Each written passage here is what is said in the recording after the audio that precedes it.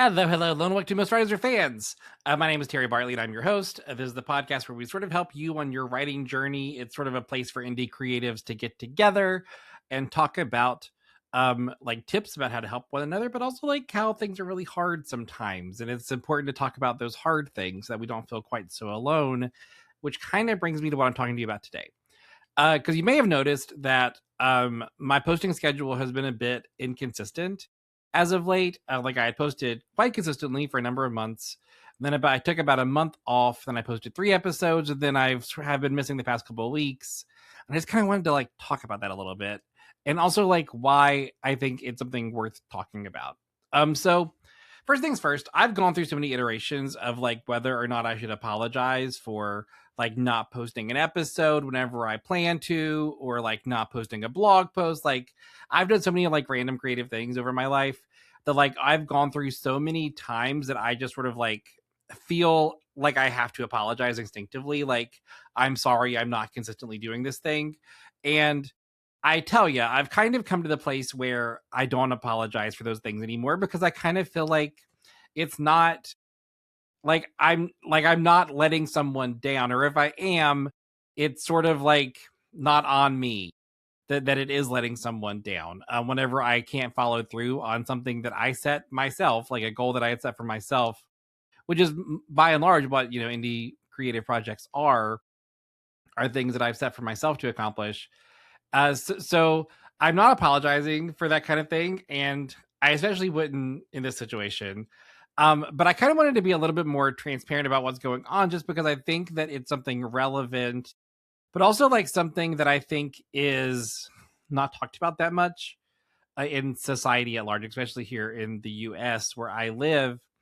Um, what I've been going through is sort of like for the past few months now, I've been sort of moving with my grandma from one place to the other, because we've been needing help to take care of her. And like she went to the hospital because she had RSV, and then she went to hospice for about a month, and then she ended up getting a lot better. So then she went to the hospital for about a week or two after that, and now she is at a skilled nursing facility to get physical therapy. And now they're telling us that she's not making enough progress with physical therapy, so she can't like continue doing it. And now we have to figure out like what's happening next, and we have to kind of like go through the process of applying for Medicaid, because these facilities are like $13,000 a month or something insane that like no one just like has monthly to pay for. So Medicaid is basically the only option for a lot of these like care plans for people whenever they are elderly and their families no longer able to take care of them. And it's wild. Like you're not allowed to have so many assets. Like basically the expectation that kind of feels like based on the law as it is set up in this country is that unless you are like incredibly wealthy, uh you can't really have anything to pass down to the next generation, because you have to exhaust every resource you have to pay for your own care, and then and only then will the government step in to help you. And like we're trying to figure out like the legal workarounds and stuff. We're working with a lawyer right now, but it is just so messed up. Like the elder care system in this country is so messed up, and navigating it has been like this journey for me that has been sort of enlightening in a way that is sort of like holding up a really messed up mirror to the way that our country treats the elderly, and the way that our country treats that provides care for our elderly. And like I can't tell you how many times in this process I've thought to myself, like, what would this be like if my grandma did not have me and my brother and my mom to sort of advocate for her in this process? Because like I feel pretty confident that there's plenty of elderly people in this country that are basically just getting shipped around to wherever we'll take them based on their insurance, and and like their assets are just being taken from them without much conversation, because they're not really there to make decisions for themselves, or they're not really like in a place to sort of like comprehend what's happening. Like my grandma is still, she's 98 years old, but she is still has quite a bit of capacity. She still thinks for herself. She still has her mind. But like, she doesn't have a ton of energy. And when she talks, it's sort of slow and it's harder to understand her sometimes, but like I can understand her pretty fine as someone that's known her for a very long time now and has kind of learned how to recognize things she says.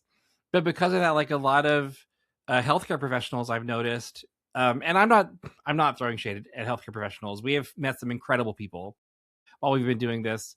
But there's a lot of situations, and I don't even think it's necessarily at fault of these people, but they sort of like will talk around her like as though she's not in the room. Because I think that they just presume that because she's 98 years old, that means that she obviously can't really understand what's happening, and like there's no reason to acknowledge her because like we have a job to do. Like this is a warm body for us to take care of, and we just sort of have to. And they'll like talk to each other, or they'll talk to me, or they'll talk to my family, and they just won't acknowledge my grandmother. And it is just wild to me the way that we treat the elderly in this country, and the way that sort of like once you hit a certain age, you sort of like stop being a person and you start being like a thing that people have to deal with.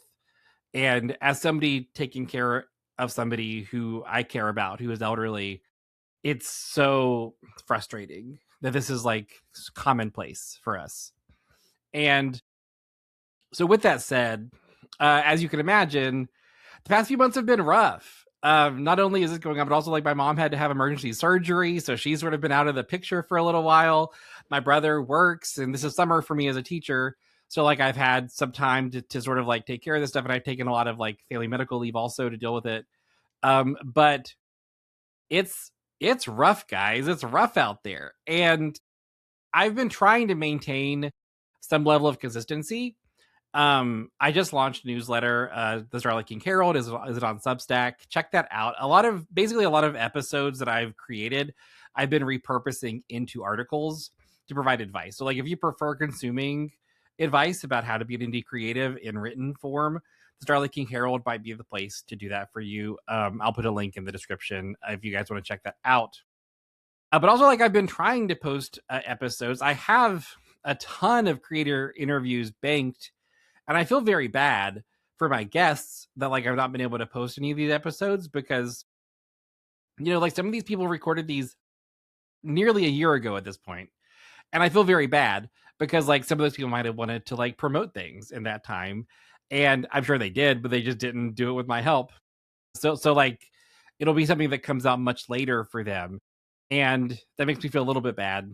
And also the fact that I'm still not releasing them because I'm just not able to follow through. And I have editors that I work with, so I want to be very clear that like the workflow isn't just like I'm doing everything. Like I do pay editors at this point, but I still do most of this myself. Like I still promote it myself. I still post on social media to promote it. I still share it out myself. I still upload it myself. I do a lot of this stuff myself still. And I don't like releasing things into the void. Like I don't like to just release an episode and then just hope that it takes off on its own without me doing anything. I feel some sort of obligation to like to the podcast, but also like to the guest to ensure that I promote things so that they may have some impact beyond. And I mean, like I released an episode 2 or 3 weeks ago with Rae Shawn, a Black romance author that I interviewed. Who it was an incredible interview. It's one of my favorite interviews I've ever done, and it kind of got released without much promotion, if any. Not because I didn't want to promote it, but like my life was just so chaotic, and so much has been going on that I didn't have a chance to promote. Like I didn't have a chance to like get posts together and schedule them and all the things that I would usually do. And I just didn't like the idea of continuing to release things without any kind of plan and without sort of like any kind of like fanfare. I also hate releasing an interview or something that I've worked on that I love without being able to like celebrate it a little bit. Like I want to be able to celebrate things that I am proud of. And it's been very hard to do that, with the current state of my life as it is right now. And so I just wanted to say this, not because I think that you should care about my family or what's going on with me, but because I have a feeling you've probably been here before and have held on to that guilt that I'm talking about whenever you've had to go through things for your family. And or whatever, like it doesn't have to be your family. Maybe you had a car accident. Maybe you had totaled your car and you had to figure out like how to make money work. Maybe you were fired from a job and you had to figure out how to take care of your expenses or whatever. Like, life happens, and no judgment that life happens. Like, it happens to all of us, right? And that's perfectly fine. But I think that as indie creatives, because we don't have like, you know, people telling us like you have to do this or it has to be done or you're going to get fired or you'll lose your contract if you don't do these things. I think that it's very easy to kind of let things go or just kind of like feel some obligation to the algorithm to like post at a consistent pace. And I just want to say that's bullshit. Like, that's dumb. We don't need to be doing that. I think that as indie creatives, we have to acknowledge that like we don't have the infrastructure that non-indie creatives have, that people who are working with a large team behind them or people who have a support system, people who have corporations that like help them with this sort of infrastructure. They don't have the same limitations that we have. Because like if a podcast network that had like a production team had, 6-7 interviews banked for their podcast like I do, they would like edit and release those, and then other people would be doing the social media posting. They might even have access to my account and post through my personal account, and I don't have to touch that. Like, that's not even something that I have to be involved in. But that's not my situation. Like, Starlight King Press is me and my friend Dustin, and the production company is me and 2 editors who I hire on a freelance basis. Like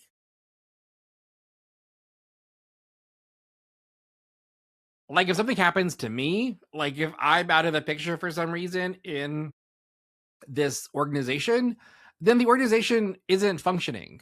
Like, it just isn't, because I'm kind of like the cog that makes all of it work. And whenever you remove the cog, the pieces no longer work. And like, that's just the reality of what being an indie creative is like, even if you have people who help you, like I just got line edits back from an editor 2 or 3 months ago, and I'm slowly making my way through them, and I feel bad that I'm not making more progress on those. But like, of course I'm not. I have other stuff going on in my life. And what I think is just important for us to hear, and this is, I just want to say it mainly for me, but for anybody else who has been in my situation, I think you should also hear this. It is okay to acknowledge that your situation is out of the ordinary and out of your control, and you can take a break from the things that you feel are very important. Because I've learned something very important when it comes to like, especially like the fields that we're kind of in, the entertainment, like creative world, and people who have found success in these industries. I've noticed it's not people who have done the best work. It's not people who have done always consistent work. It's people who have kept doing it. People have continued doing the work, have kept showing up, and have like just never quit like the hustle. And I know that this podcast will continue. I mean, I have, like I said, 6 or 7 interviews I've already recorded with other people that I feel pretty good about. So like, this podcast will be returning whenever this chapter in my life like is over and we can move into the next chapter. So I don't have to be worried about this podcast not existing if I don't like post things right now. And like, my book, I've paid for like so many edits on this book at this point that like, it's gonna happen. Like, this book has been written for a couple, like it's been drafted for a few years now, and has been through a few different rounds of edits and beta reads and all that stuff. So like, this book is happening, and I'm gonna finish it. I just have to do it. And I think this sort of like acknowledging that the work is good, the work is done, and the work will continue to happen, but there might be a pause because life is happening, and life takes priority, especially like family stuff takes priority whenever it comes up. So, if you're a regular listener of this podcast, first of all, thank you so much. Like, I'm so appreciative that you care about the things I have to say and the people I talk to, and you feel like we're creating something worthwhile here. I feel like we are, and I'm grateful that I get the opportunity to do this and meet so many incredible like authors and other creators through my interviews. It has been incredibly fulfilling work. So thank you if you are like on this journey with us. And, you know, like if you are new to the podcast, there are so many episodes. We have like over 50 episodes in the bank. So go back and listen or re-listen if you've been with us for a while. There's a lot of really great episodes you can re-listen to. And if you happen to have discovered this and not noticed the Rae Shawn interview from a few weeks ago, listen to that because it's very, very good. But, you know, like we're doing this and I'm very proud of the work and I'm going to keep doing the work. It just may be in a month or so until these things settle down. And I just sort of wanted to say that and also say that, like, I think it's okay. I think it's okay that I'm doing this. I'm giving myself permission to do it and not feel bad about it. And I hope that you, if you are an indie creative, that if you have something going on in your life that is a legitimate emergency that takes your energy away from the other things that you love, you have permission to take a step back from your creative work. Because your creative work will suffer.